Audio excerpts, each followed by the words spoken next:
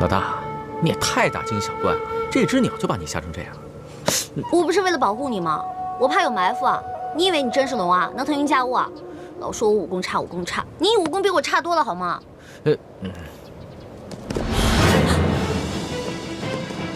有埋伏！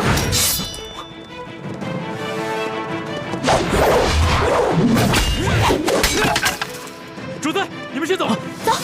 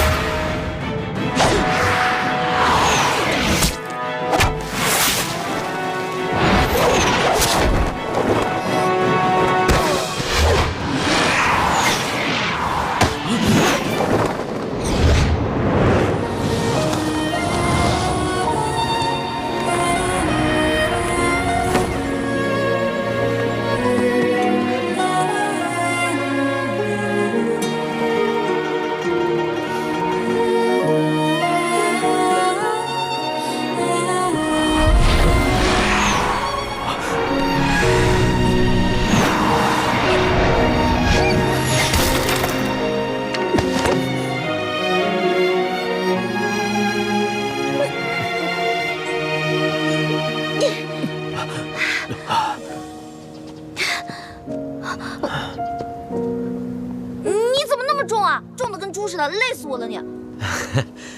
好险啊！你那些侍卫太没经验了吧？树林里有埋伏都不知道，咱们得赶紧离开这儿，走吧。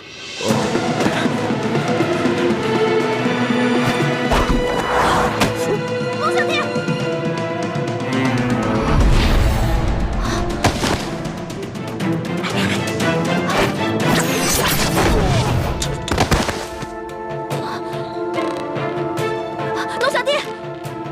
你没事吧？你个笨蛋，准是吸了毒烟了。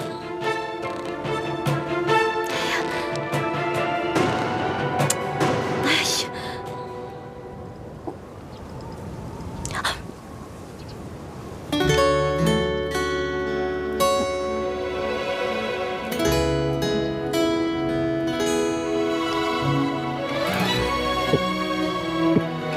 龙小弟，龙小弟，你醒了，没事吧？老大，我做了一个好长的梦。做什么梦了？我梦到有一个美人在亲我。不正经，一醒来就不正经，是不是？老大，我呼吸不过来。你又怎么了？这装的还是真的呀？哎，你别吓我，龙小弟！龙小弟！龙小弟！万事花颜，心中细流。你又骗我是不是？没有，老大，我没有骗你，我是真的很难受。你再给我做一下。做。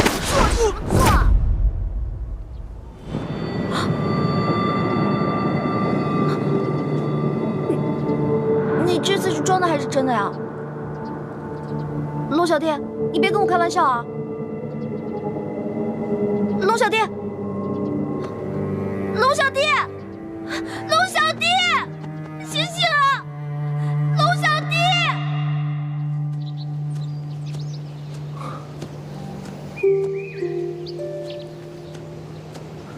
倾城，你感觉怎么样了？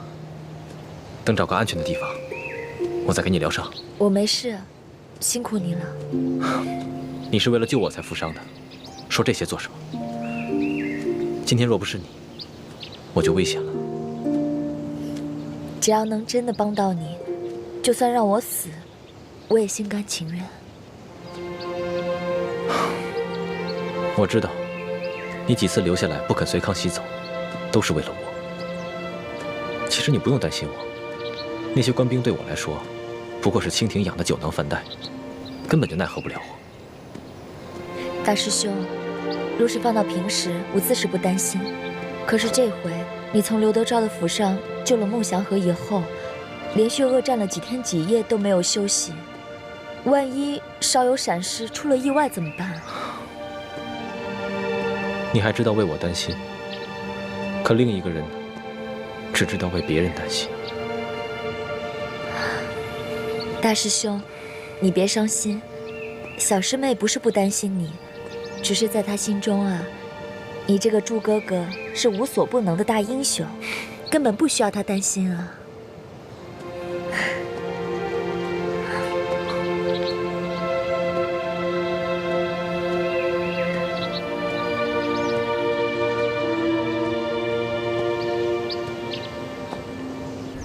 重死了！你说你吃那么多干嘛呀？你哪是龙啊？你就是一头猪！你才是猪呢！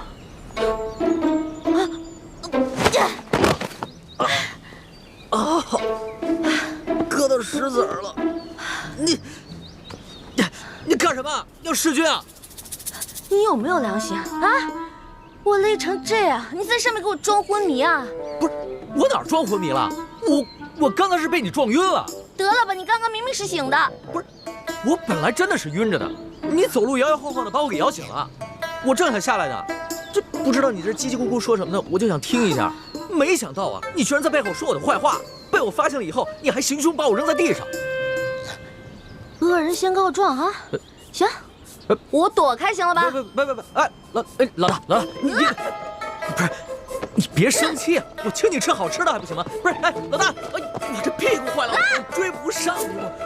哎，老大，不是，别生气，听我说，我那时候，哎，不是，老大，你考虑一下伤残人士。走开！快走，快走，二位慢走啊！越来就好。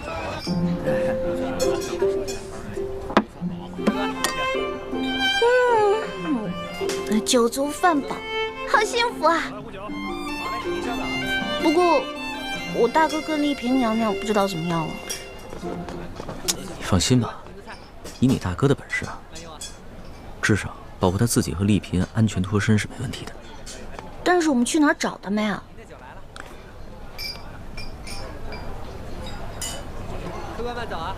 眼下整个山西都不安全，咱们只能顺着道往京城走。要是能在半路上遇见了，那当然最好；如果不行的话，就只能在京城碰面了。也只能如此了。慢走，快点啊！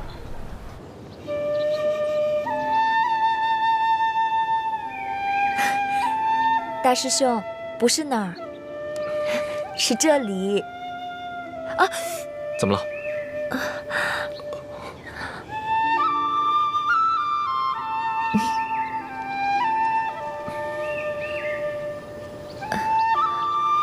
大师兄，现在啊，你是大夫，我是伤者，治伤的时候不用拘于男女之礼。来，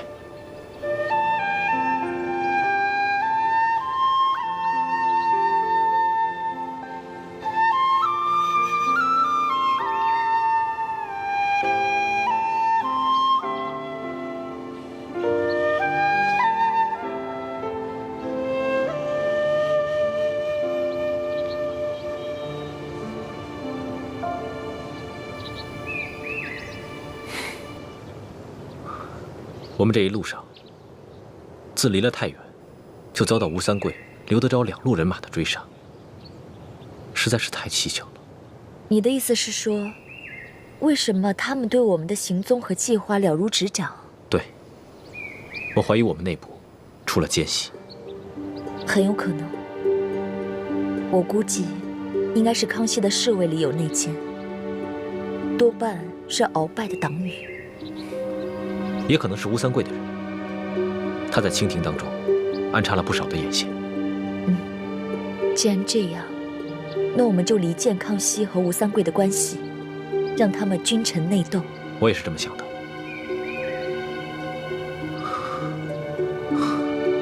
不知道欢妹现在怎么样？你在这儿休息一会儿，我去找点水。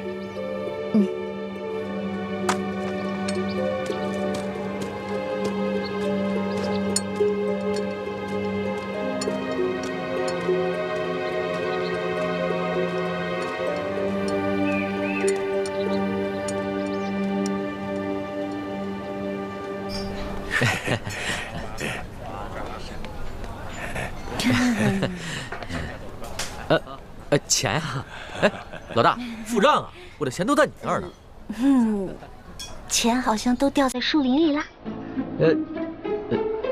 哎，二位，你们谁付账啊？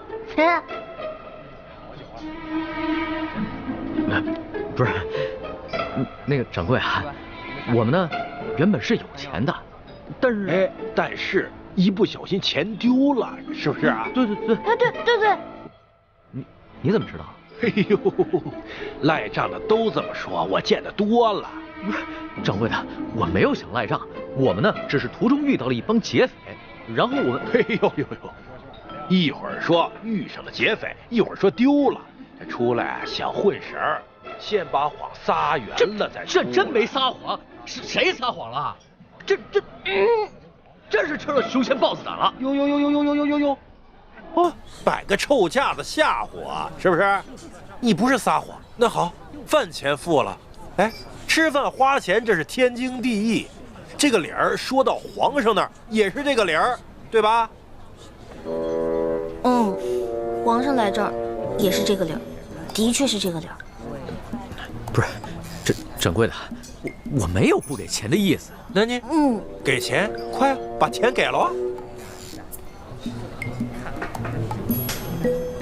老大，要不然你先把你那个金镯子拿出来，回头给你买几个玉。不可能！这个金镯子是我另外一个兄弟给我买的生日礼物。那日在太原帮你当了一袋粮食，后来有一天好不容易赎回来了，这才几天还没带热乎呢，不能给你。掌柜的，要不然这样，我们呢给你写个欠条，回头我让人给你送过来，我给你送10倍，不对，我给你100倍。哎呦，呸！还10倍100倍，这混神的我见得多了，可没见过像你这么笨的。你撒着谎，小孩都不信。我真的没有撒谎，我家里真的很有钱。你别说10倍100倍了，1000倍10000倍我都给得起。掌柜，你醒醒好吧，好吧，回头真有重赏，还有重赏啊！哎呦嘿，我可等不及重赏了，我先赏你。小二，哟，还有吃霸王餐的，谁？他们俩，给我捆了，送衙门。站住！一般遇到这种情形，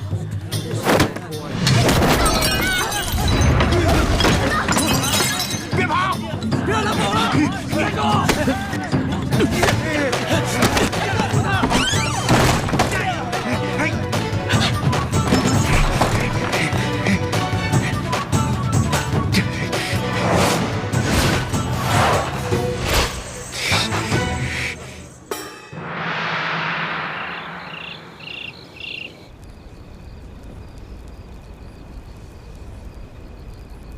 想不到我堂堂大清皇帝，居然沦落到付不起饭钱，还被市井小民追着满街跑。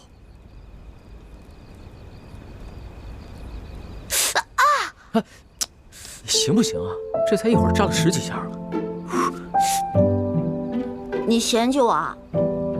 这还是我第一次拿针线呢，以前都没有过。这么说，你是把第一次给我了？当然了。哦。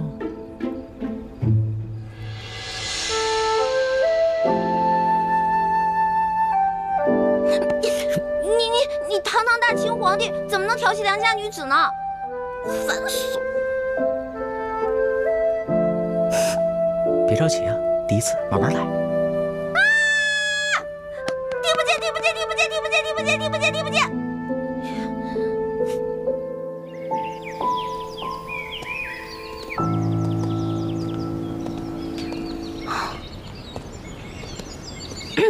老大，这次回了宫以后，我一定要把这件衣服好好的珍藏起来。至于吗？不就缝得差了一点吗？你还存起来，好随时嘲笑我是吧？老大，我是跟你说认真的。我贵为天子，却被自己提拔的官员追得如此狼狈。这次出巡对我来说意义太重大了，所以我要收藏好这件衣服，好时刻提醒自己做一个好皇帝。我要建立一套行之有效、提拔监督官员的制度，这样天下才能太平。说得好，龙小弟。哎呀，也不枉我昨天帮你缝衣服扎破手指了。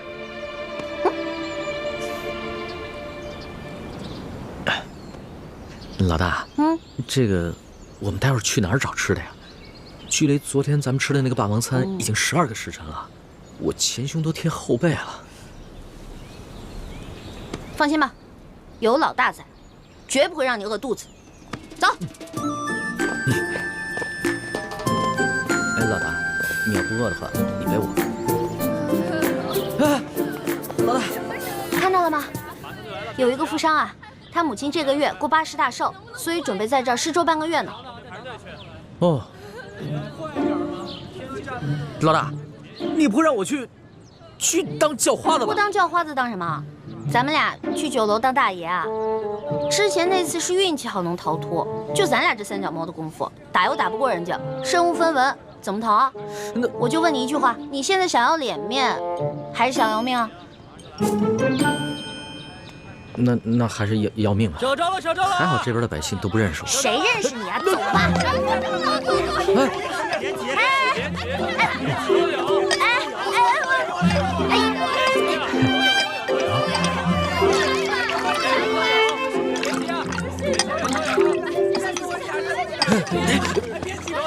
挤什么挤啊？明明是你挤我的。我挤你怎么了？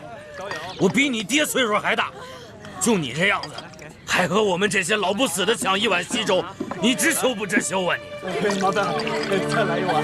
没了啊！回去吧啊！没了。啊，没了啊！今天都没了。没了，下次再来吧。哟，后生，你来晚了，这都没了。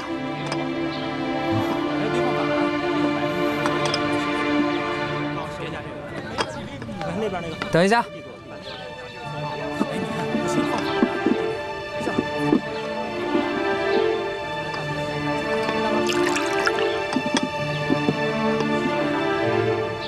给。我说小后生，你可别嫌弃这碗刷锅水了，它总比一碗清水强啊，多少能沾点骨气。你不要，我要。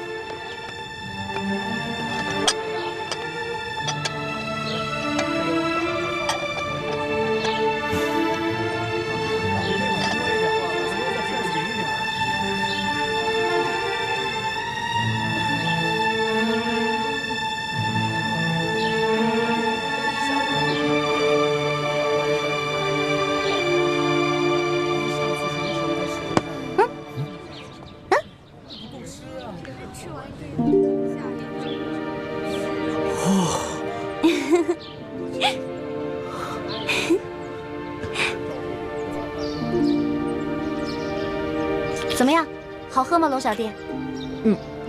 就是少了点。对了，老大啊，你喝了没啊？我喝了，我在那边早就喝了。我可不像你，放不下身份。我跟那帮灾民一起抢的，有时候太君子啊，会挨饿的，知道吗？老大，我怎么听到你肚子在叫啊？没有，我这是撑的，我刚才吃特别多。给你吧。我不用，我平时吃的比你多，这肉都藏着呢，现在可顶饿了。什么不用啊？拿着。咱们俩可是拜把子兄弟，说好的有福同享，有难同当呢。虽然这只是一碗粥，那也得一人一半。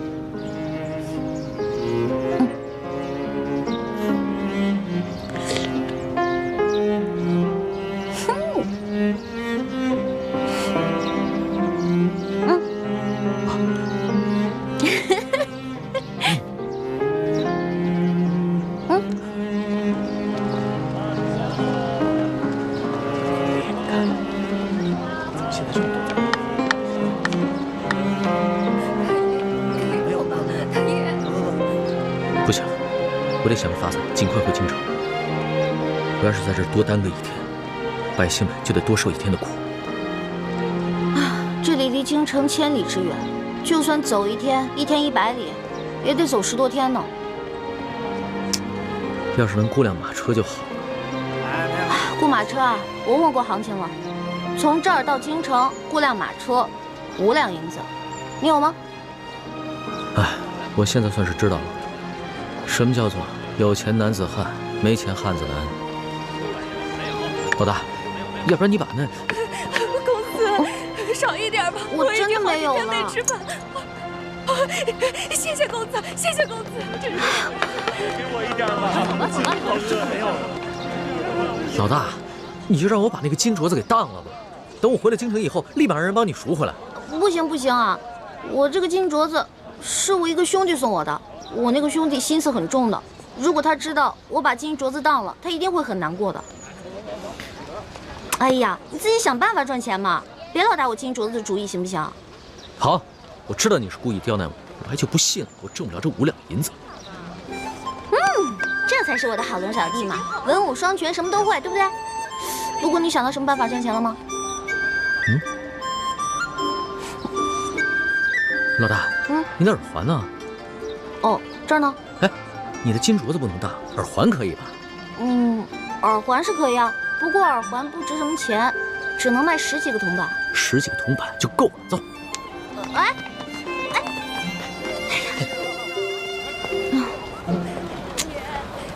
不妥啊！我认为你这个方法非常不妥。明明耳环换来的铜板可以买2个烧饼吃，你非得买这些笔墨纸砚干什么？我卖了字儿以后，你还吃烧饼啊？我给你买10只烤鸭，让你边坐着马车边吃着烤鸭回京城。吹吧，反正大气吹牛不上税。老大，你别门缝里看人，把人看扁了。我自幼好学工书，不到10岁的时候啊，这朝中诸位大臣啊，对我的字儿那是争相收藏。民间更是一字难求啊。如今我沦落在此啊，拿自己的字儿换一点盘缠，不管是谁买了，那都会当成传家宝的。是啊，你最棒，你最厉害，你是皇上，你说了算。发钱了！来客了，来领钱了！你看看，我就说了吧，我字儿有人喜欢。发钱了啊！都有啊，排好队，节都有。你的，看到了吧？你的字在他们眼里还没个铜板实惠呢。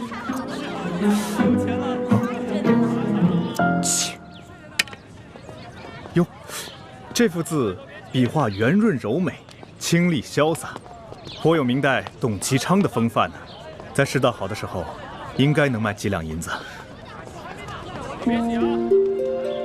你居然能从我的字里边看出董其昌的风范，看来你对书法颇有研究啊！不瞒2位，在下萧凤生是也。啊，我想起来了，你就是山西第1大才子萧凤生是吧？惭愧啊！哎，你是否画过一幅《古道西风图》啊？有啊，不过我当时送给了京城一位友人。听说此画几经辗转到了皇上手里，皇上爱不释手。怎么，你见过此画？啊，那倒没有。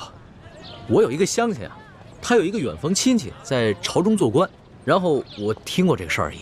哦，哎，可是你为什么不卖字画，要在这儿乞讨为生呢？世道不堪，灾荒之年，老百姓连饭都吃不上，哪还有什么闲钱买我的劳师字字画呢？我又不愿攀附那些达官显贵，也就只得乞讨度日了。富贵不能淫，贫贱不能移，怪不得先生能画出连皇上都欣赏的大作来。这位兄台倒是萧某的知音呢。不过我也没有别的东西可赠，这枚铜钱我就赠与兄台，好歹也能买碗薄粥。告辞了。哎，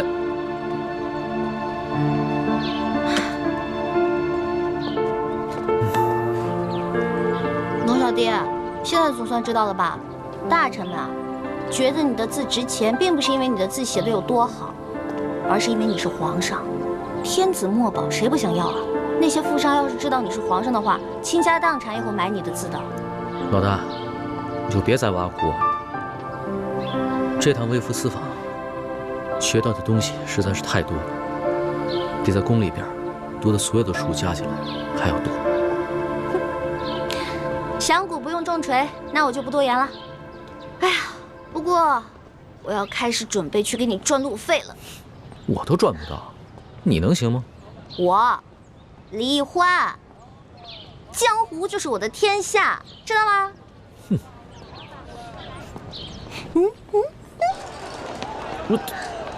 老大，你说的不会是这个地方吧？当然，一会儿看我眼色行事，知道吗？走。哎，老大。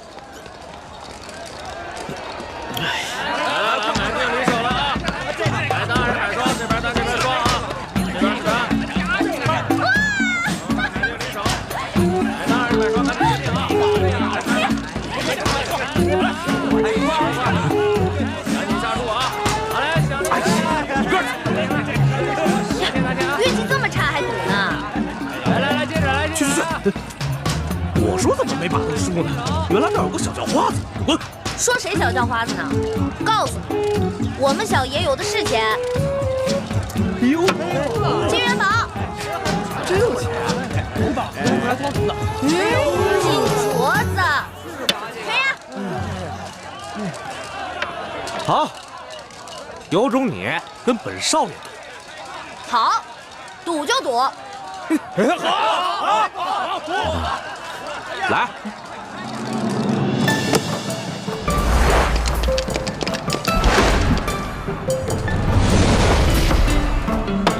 赢了！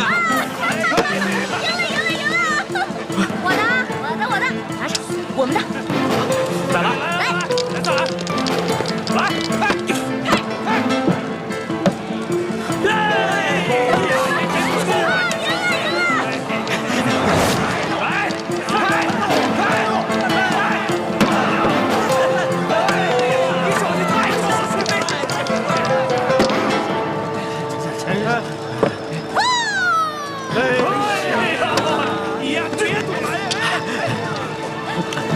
老大，算了，见我就收。哎呀，我正玩得兴起呢。老大，好，那个，最后一局了，小爷没时间了，最后一局了啊！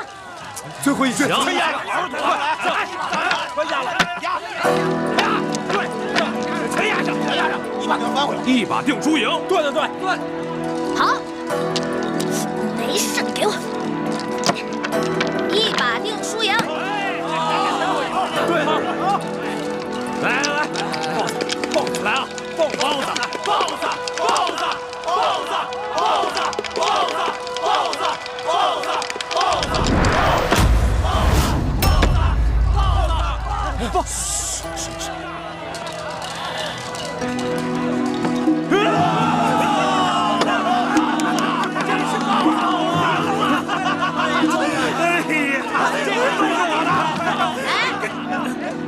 哎，你干什么？小爷这骰子还没摇开呢。开啊！早开啊！对呀，你还能开什么呀？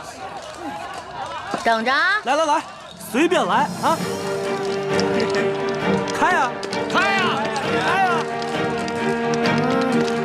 真是要开就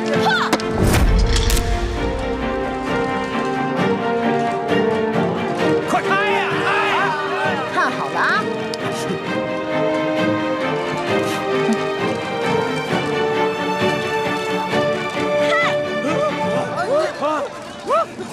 怎么是10球？这，抢什么？都是我的！出老夏，抢什么？这仨骰子怎么可能要出19点啊？出老夏？不是，肯定出老夏。对呀，我又没多一个骰子，这是小爷的本事，自己没本事还怪我，有你这样的吗？不能算这个，这肯定出老夏，咱不能让他走。这把不能算，再来一把。哎，官兵来抓赌了！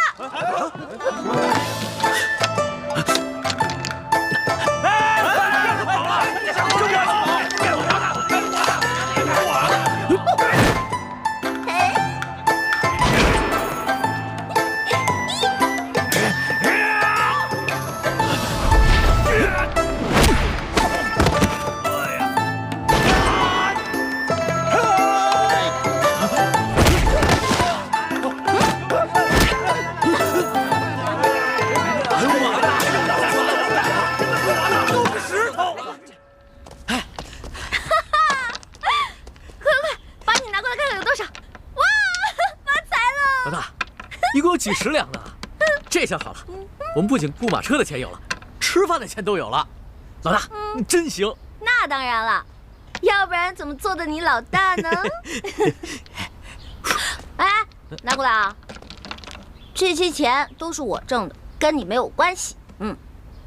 哎，行，算我欠你的，回头我就还你，行吗？还我？我的利息可高了，你还得起吗？老大，你可不要趁火打劫呀！趁火打劫？全天下哪有你这个皇上厉害啊？大明内乱，你们大清趁机占领了大明的整个江山，老百姓刚刚经历了战乱，想过上几天安生日子，可你们呢？朝中权贵搞起了圈地，各地的官吏争相设置各种关卡，变相收取各种赋税，你们这才叫做趁火打劫，一本万利的勾当呢！我怎么了？我说错了吗？我说的都是实话。龙小弟，其实这就是我要的利息。你要记得曾经答应过我的那些话：消除权贵特权，革除积弊，整顿吏治，让全天下的老百姓过上好日子。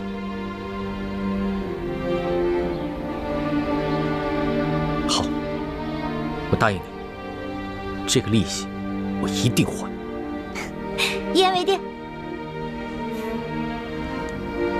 一言为定。盖章。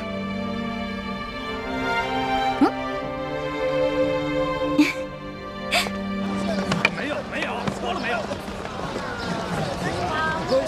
这个吃这儿。班长。哎，陆小弟，你干嘛呀？赶紧雇辆车回京城吧，别再节外生枝了。这不刚好路过吗？我这辈子就没吃过霸王餐，咱们还是把没付的钱给人结了吧。别人小本生意也不容易啊。龙小弟还挺好面子，老百姓就怕皇帝不要面子，随便天下骂声一片，民怨沸腾，皇帝却装聋作哑听不见。放心吧，我这次出宫啊，这心也算是真开窍了。哎，走开！来，两位客官，哎，请。掌柜的，这是上次欠你的饭钱，够吗？哎呀，二位，你们客气了，够了。是不是没想过我们会回来呀？哎呀，哪能啊！二位都是正人君子，肯定会回来。按照我的做派呢，就像你上次那么奚落我，就可以抵了这顿饭钱。不过呢，我小弟为人正直，非要拉我回来还你钱不可。哎呦，是啊。哎，二位爷，不是小的粗俗势力，小本生意都亏不起。这么着，我再请二位用一餐，算我对你们上次那个赔罪，你看如何？不必。哎，可以，有酒有肉。老大，吃白不吃吗？不是你，没事儿，人是铁，饭是钢嘛，吃饱以后再上路啊。万一一会儿路上想买好吃的没有了呢？而且你看老板人家多有诚意啊。就是嘛，哎，赏个脸，二位赏个脸啊！哎，小二，快，请二位爷楼上雅座。哎，这边挑雅座啊！小心楼梯。哎，慢点。啊！好，吃。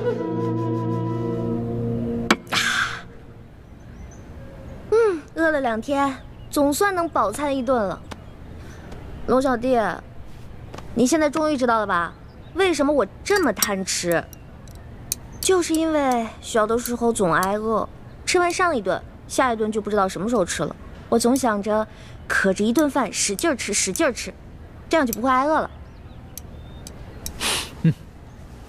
我明白了，老大，你就放心吧，以后我再不会让你挨饿了。